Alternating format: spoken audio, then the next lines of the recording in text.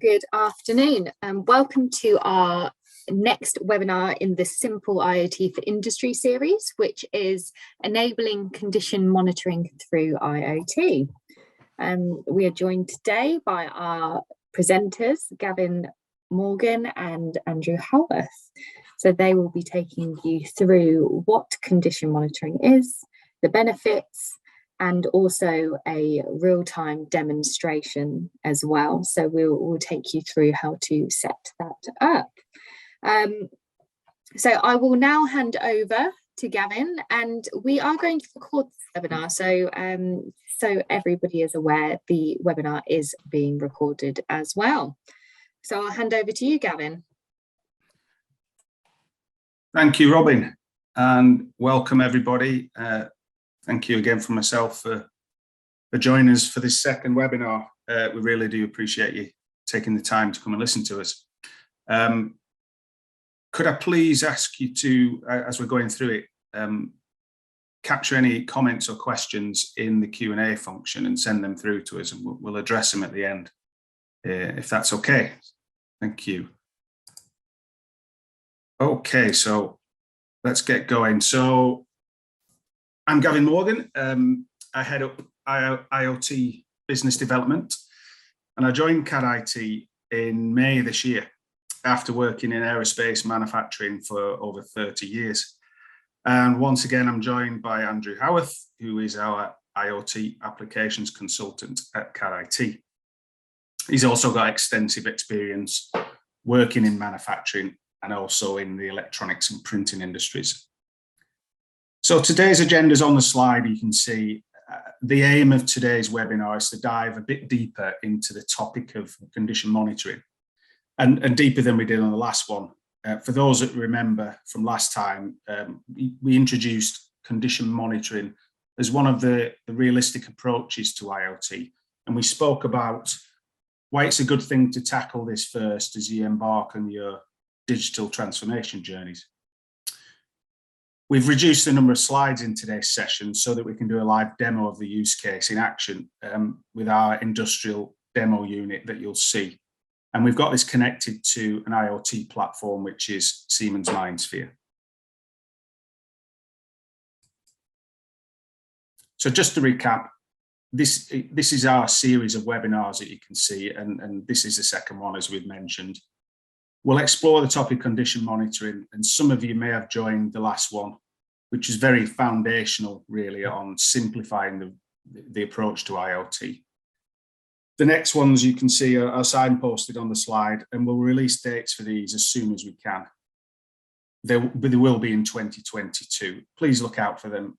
They'll be advertised through the normal channels, and of course, please sign up.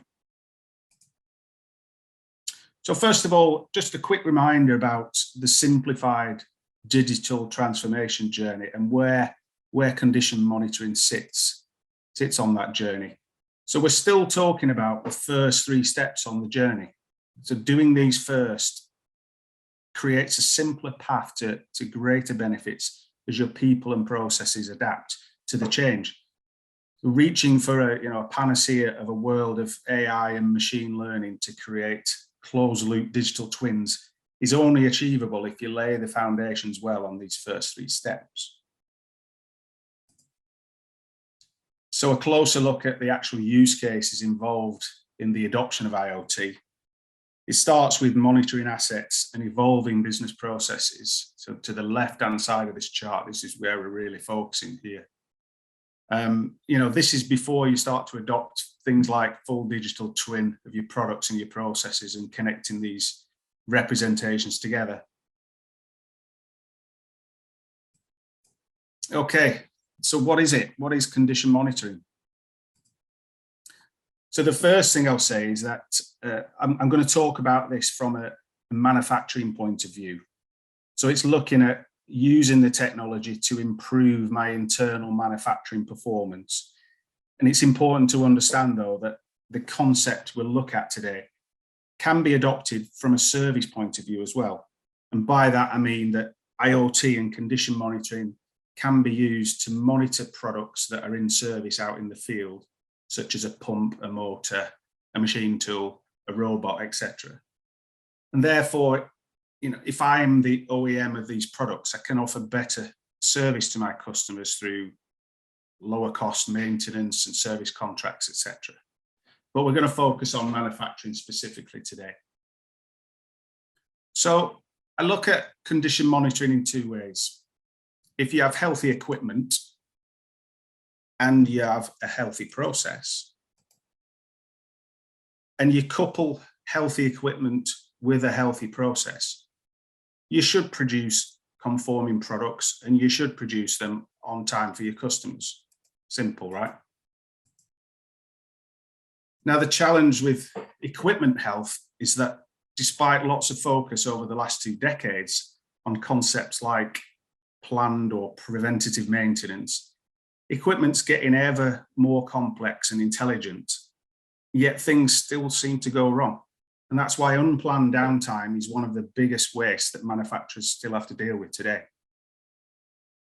And one of the challenges with process health is that in engineering, we breed a continuous improvement culture. So engineers are constantly changing things to drive productivity and quality targets, and therefore they're continually introducing new opportunities for things to go wrong in the process. So we have to control these things.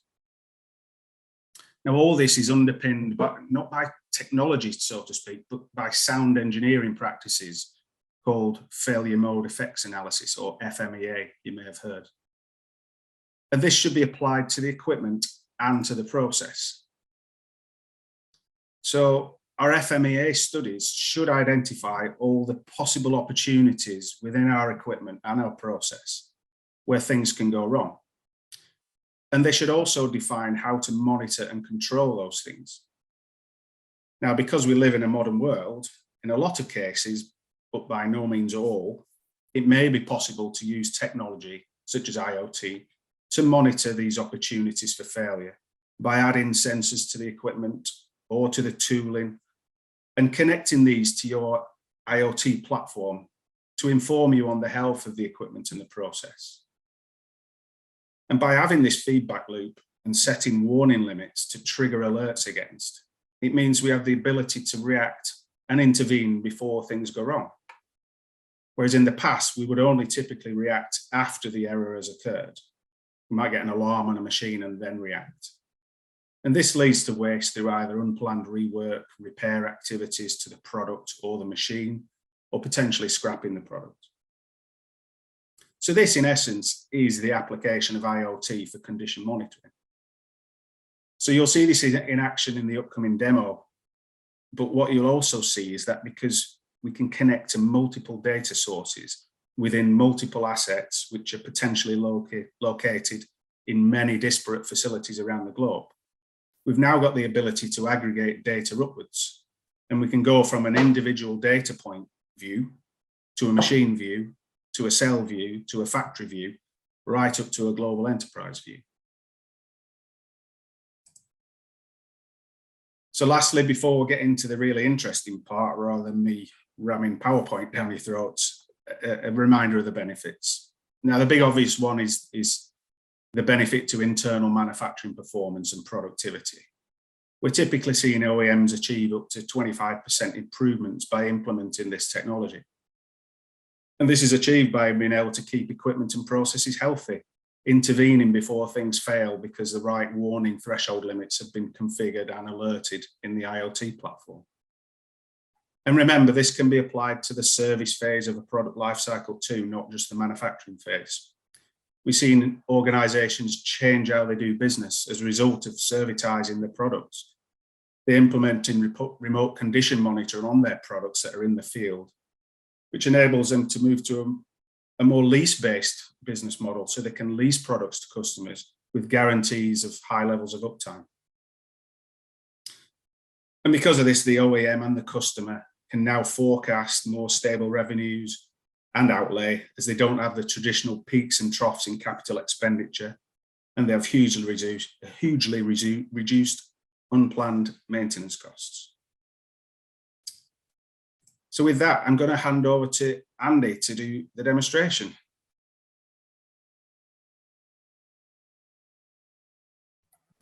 So as Andy gets ready for the demonstration, I'm just going to explain a couple of things to you. So first off, what Andy's going to do is he's going to share his screen, but he's also going to have a video going at the same time. Now, in order to see this as the best view, all you need to do is go to the top right-hand corner of your screen and click the view options. If you then click side-by-side speaker, what you will see is a view of the screen and then the video of Andy as he shares his camera. What you can then do is you toggle. If you scroll to the left of that video of the screen, you can then toggle. So you can enlarge the video itself. So that's if you want to get a better view, or we can talk you through it with that smaller screen. So we just wanted to let you know if you wanted to see that larger. So Andy, I'm going to hand over to yourself now.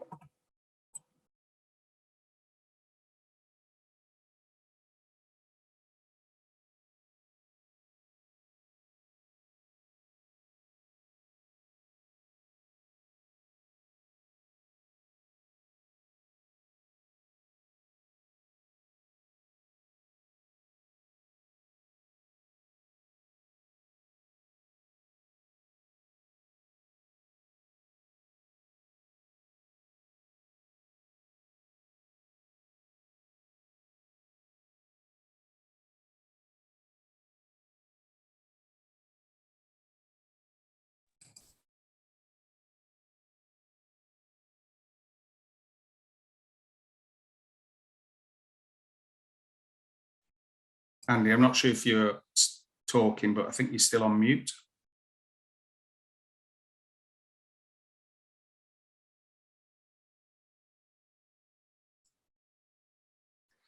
Yeah, sorry about that. Just a few gremlins there with multiple mute buttons. So now we've got the video up. What I'm going to do in a moment is take you through what this demonstration kit is on the video on your screens. So this demonstration kit typically represents a machine tool within a factory and the electronics that exist in a machine tool. So to the left-hand side of this screen, hopefully you can see there is a HMI unit, which is the unit which gives a visualization of the sensor values that are being monitored on this particular device, but will be on a machine.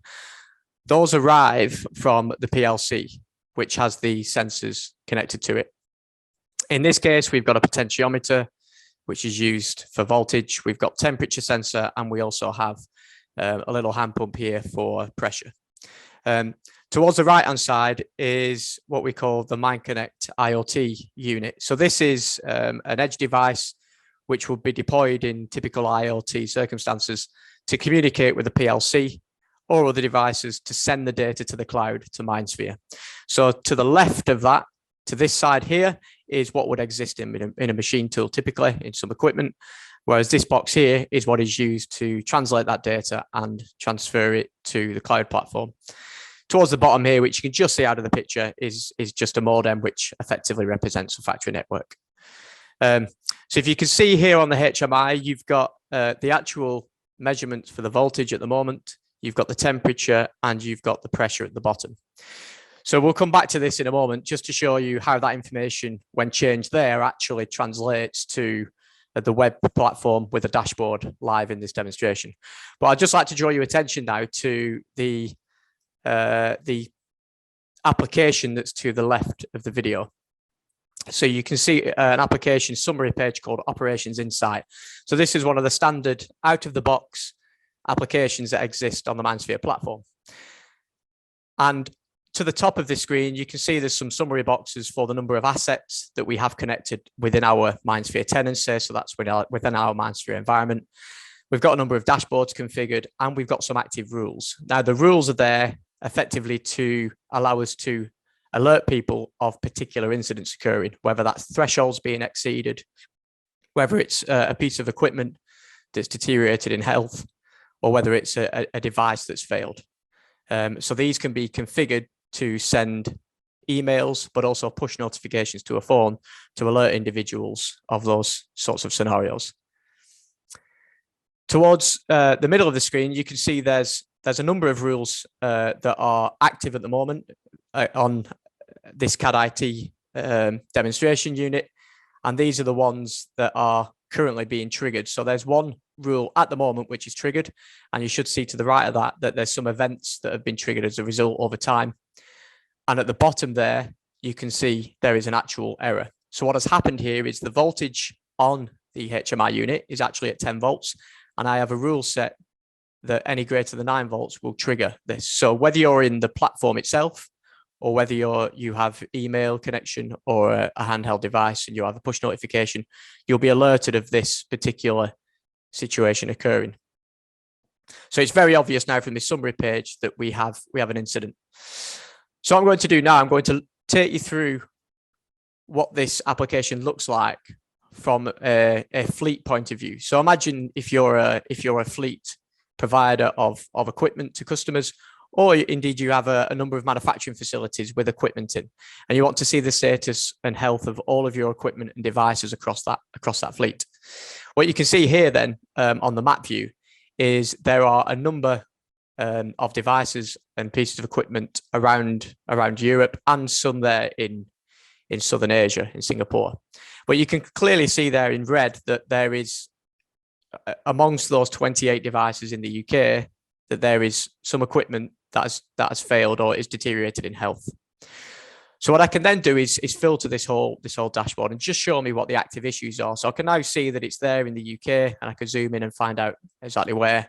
So it starts to give me an understanding, if I have all my fleet monitored, what is happening and which devices and components are failing.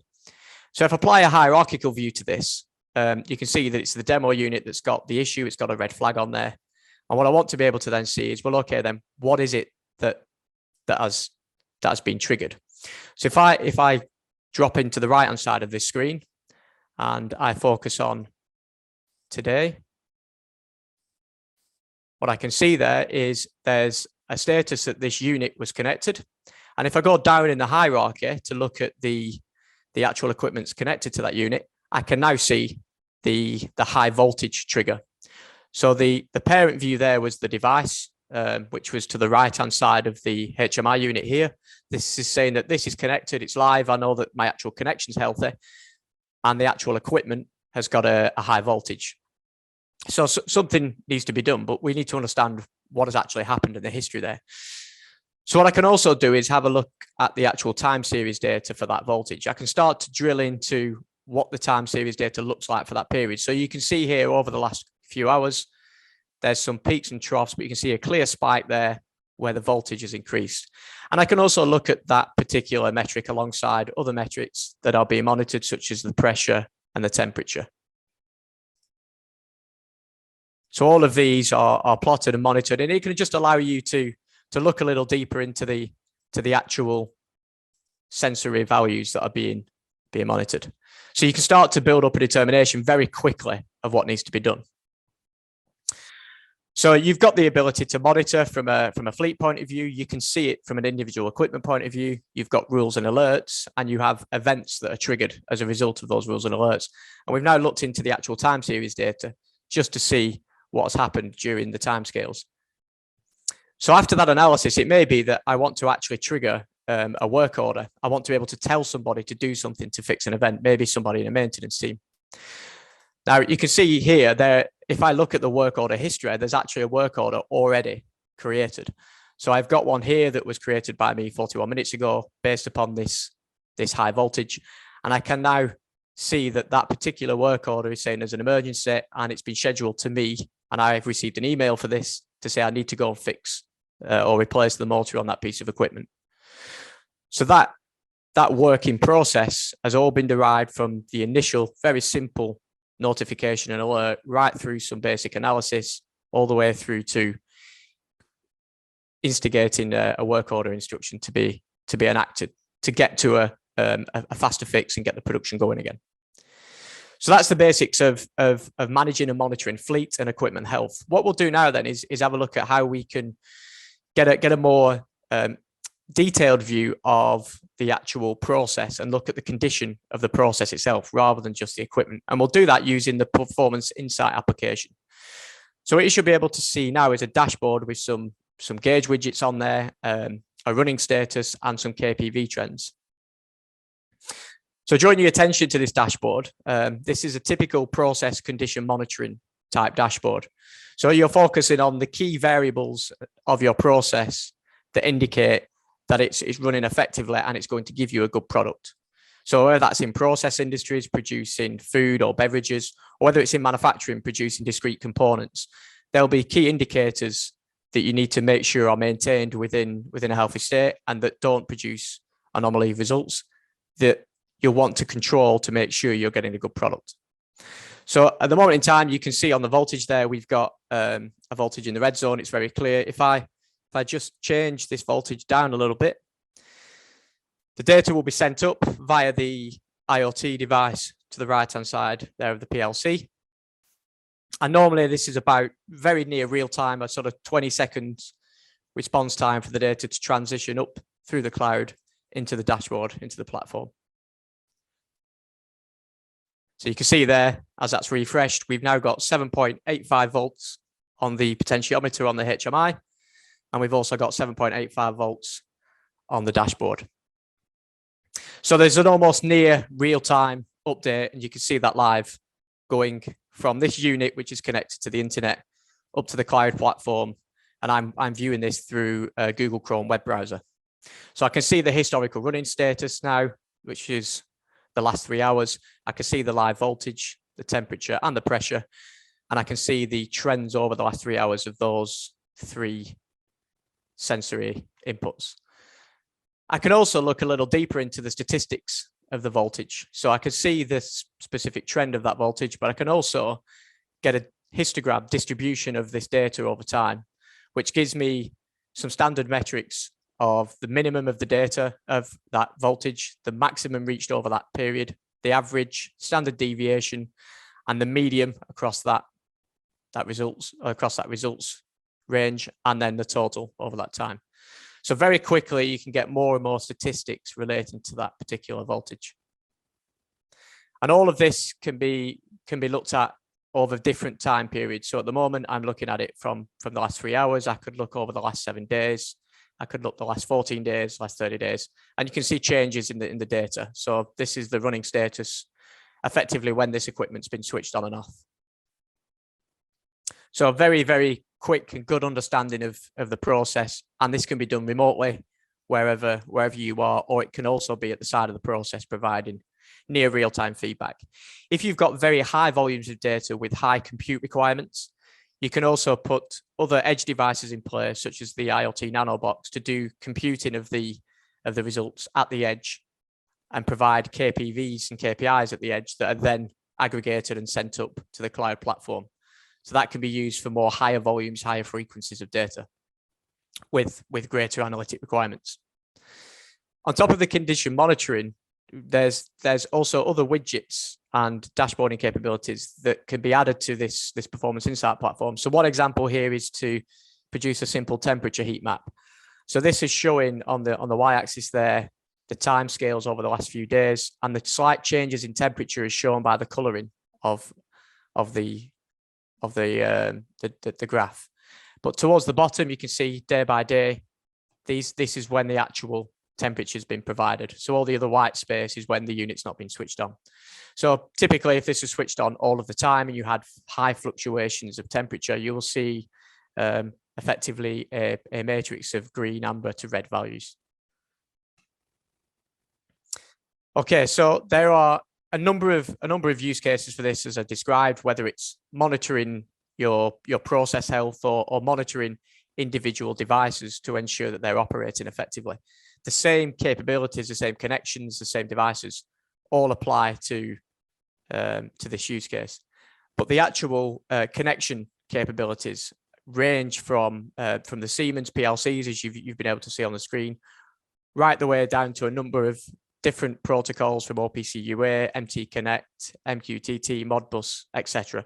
A full diverse range of industrial protocols that can be used to connect an array of devices and equipment to Mindsphere to achieve this end goal. With the dashboarding capabilities, we haven't just got operations insight and performance insight. There's a number of different ways of viewing this same data.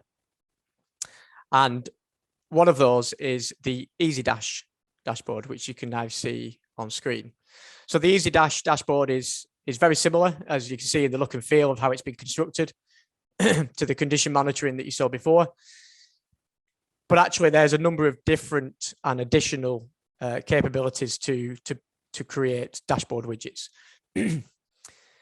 So you get a number of other options, and depending on what your preference is for look and feel or how you want to adapt your dashboards, you can use this application as an alternative to the Performance Insight dashboard to produce, nice visual, aesthetically pleasing dashboards. So here you can see we've got some gauges giving the max voltage, the mean voltage, and the latest voltage.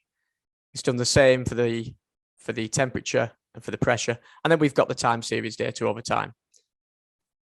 And just like before, this also can be the date range for this can also be changed very, very readily. But what we've also got here is a link through to a further dashboard called a production dashboard, which just gives you a perspective of the dashboard from a production point of view. So if you're focusing purely on products and a number of products and output, then you can see here the same dashboarding capabilities used to give us an insight into how many products a particular machine is produced, such as machine A on the left-hand side, and whether that machine's running and how many bad products that particular machine has produced. So you can see that there through the graphical representation that we've had 258 products, 0 bad, and that this machine has been running for pretty much the last 3 hours. To the right-hand side, a completely different picture.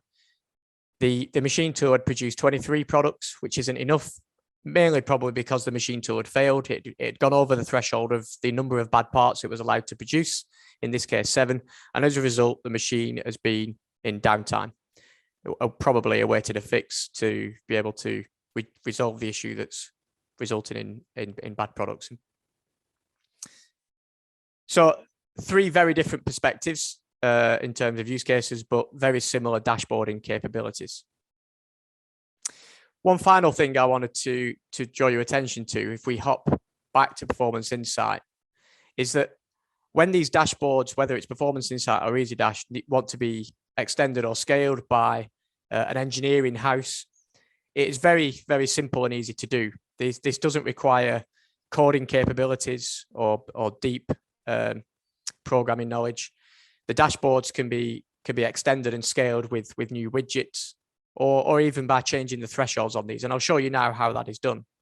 So if I head here into the settings and just go into Edit Dashboard, I can add another widget to this quite easily. So that changes the dashboard name. I can add a new widget. I could, if I just give it some space, I'll just drag this one to the left, drag this one here. I can now put another gauge in if I wish. So I can give that gauge a name. We'll call it the demo gauge. And the calculation period there is for how often it's going to calculate for the data to be produced. We'll press continue. And then I select a parameter from the assets that I've got connected. So here I've got the demo unit. And then I can now see the variable values that are available to me. These are the ones that have been connected. So I'll go with the voltage again, the potentiometer. And I can now choose what type of value. So there's no maths for me to add here. There's no programming for me to do. Instead of actually taking the last value, I can simply ask it to give me the average over the time period that's been selected in the dashboard. I can add an alternative value. I can decide the number of decimal places.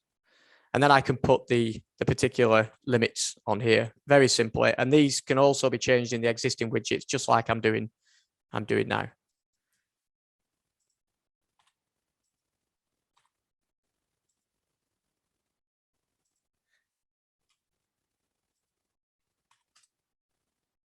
Okay, so that's the thresholds and the limits set. If I click finish, you should be able to see a widget on the dashboard. And that's taken, less than a few minutes to configure.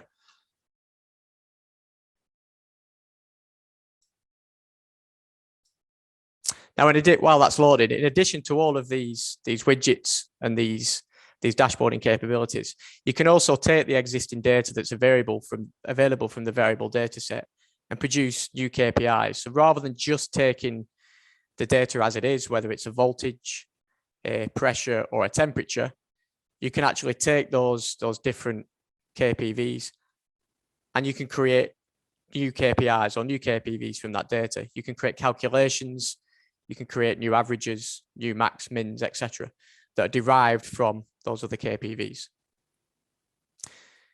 Looks like the internet is performing very well for here, so I'll just do a refresh. There we go. So I'll sped that up a little. So you can see there, I've now got a widget to the top right called demo. I could go back into that and resize it, but very quickly there, you can see I've now added another widget. So the ability to adapt and scale these dashboards is readily available and really simple, something that could be trained out to engineers within facilities quite easily. So you're not reliant upon outside parties to scale and adapt and grow your dashboards. And this is particularly useful when you first deployed this capability at the start of your digital transformation journey, let's say, and you've learned after a number of months that actually the settings that were applied initially are no longer relevant. You need to be working to a slightly tighter threshold range. You need to be monitoring a slightly different variable in a different way. So you want to just change these dashboards. So as you can see, very simple to do that. Okay, so that pretty much concludes the demonstration. So I'm just going to hand back to Gavin, who will just take you through a few more slides and talk about the next steps. Thanks, Andy. So next steps, pretty much like last time. We do appreciate everybody taking the time to come and listen to us, and in return for that, being part of this session, and you get entitled to a free one-day consultancy. We can do another IoT demo similar to what you've just seen, but in more depth and to cover a more specific use case, if that's what you'd prefer. And we can do this remote or face-to-face at your premises. That's not an issue. Just get in touch after this session if you want to take that opportunity. So that brings us on to the last section, which is Q&A. So we can pause for a couple of minutes if people want to enter them into Q&A. I'm not sure if anybody's already sent any. Robin may have seen those, but we'll just pause there for a minute or two and see if any come in. Thanks.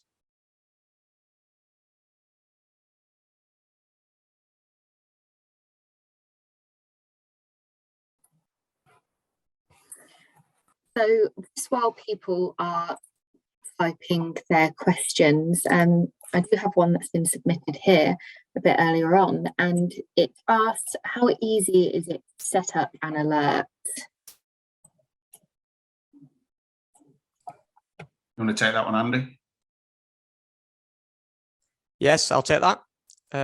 So the simple answer is it's very easy, but to show you, I'll quickly demonstrate how easy it actually is.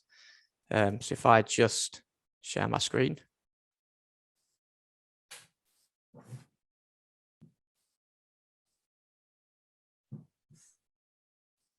So hopefully you can see the Operations Insight screen here.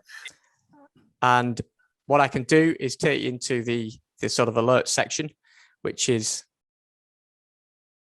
here on the left-hand side. So this is where we have our rules set up.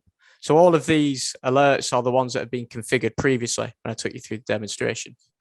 So either of these rules can be edited very simply from here, or we can add additional alerts from this screen.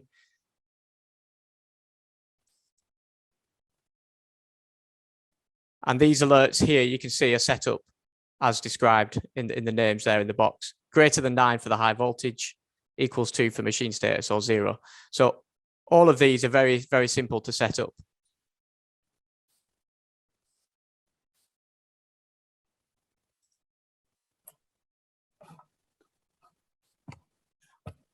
That's excellent. Thanks, Okay. Andy. Okay. Actually, same person again. Can I use a map of a factory to show asset health alerts? Okay, so the mapping view that I showed earlier is based on longitude and latitude values that you can assign to the map. But there is the possibility to upload a map, which I don't have an actual demonstration of, but I can show you the sort of type of map that looks like. So if I just head back into the Mindsphere platform.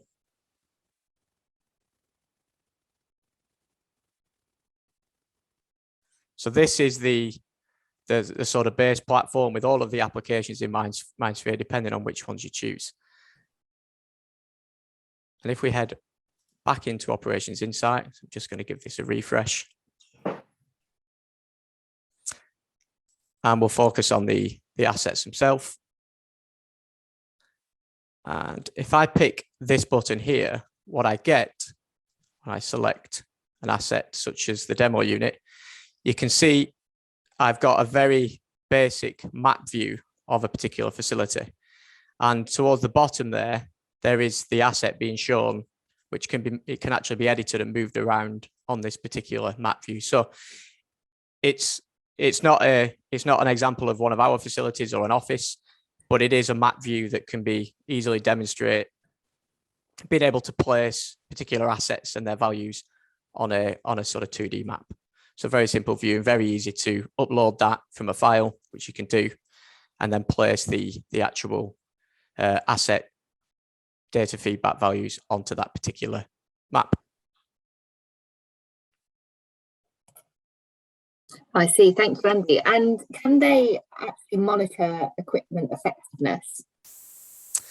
So the equipment effectiveness is actually one of our next webinars. So the dashboard that we showed earlier with the process condition monitoring dashboard in the Performance Insight application, there's another dashboard capability in there which gives you the OEE as well as other statistics for equipment effectiveness. So overall equipment effectiveness, for those that don't know, is a standard metric for monitoring the availability of a machine tool when it's on, when it's running, and when it isn't. The performance of that equipment, so how fast it's running against the desired speed. And then, of course, the quality of the products it's producing. So how many bad products is it producing versus good products? And this is summed up into a standard OEE metric, which you could be used to compare similar assets or a range of assets within a fleet to see how effective they are. So watch out for that demo, because we'll take you through that particular use case demonstration.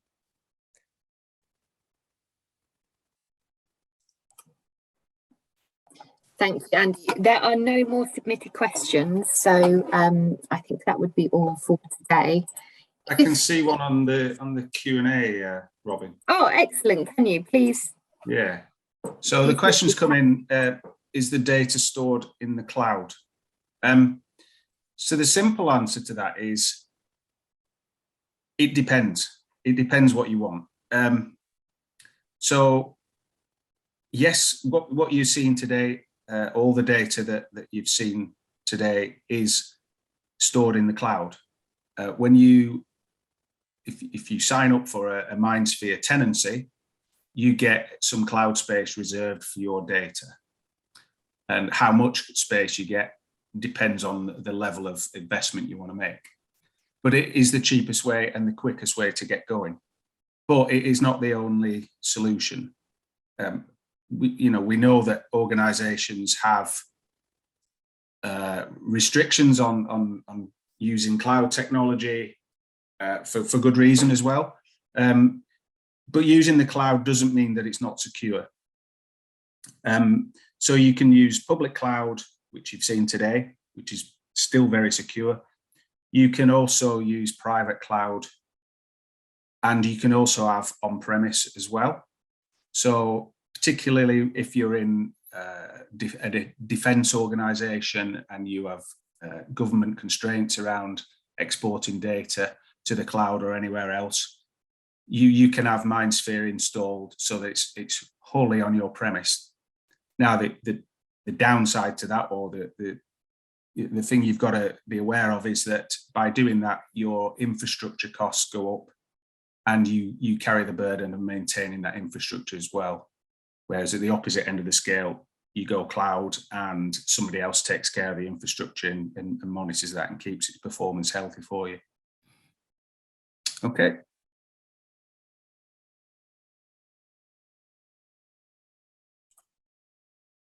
That's excellent. Thank you, Gavin. No problem.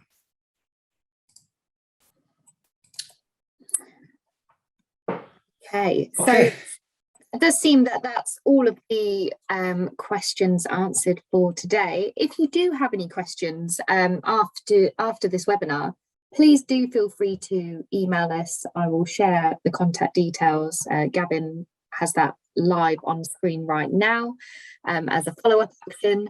And most of all, we'd like to thank you guys for your time today. We do appreciate it. And please do consider our free one-day consultancy session and IoT demo offer. Anything from yourselves, Andy and Gavin? No, that's all from me.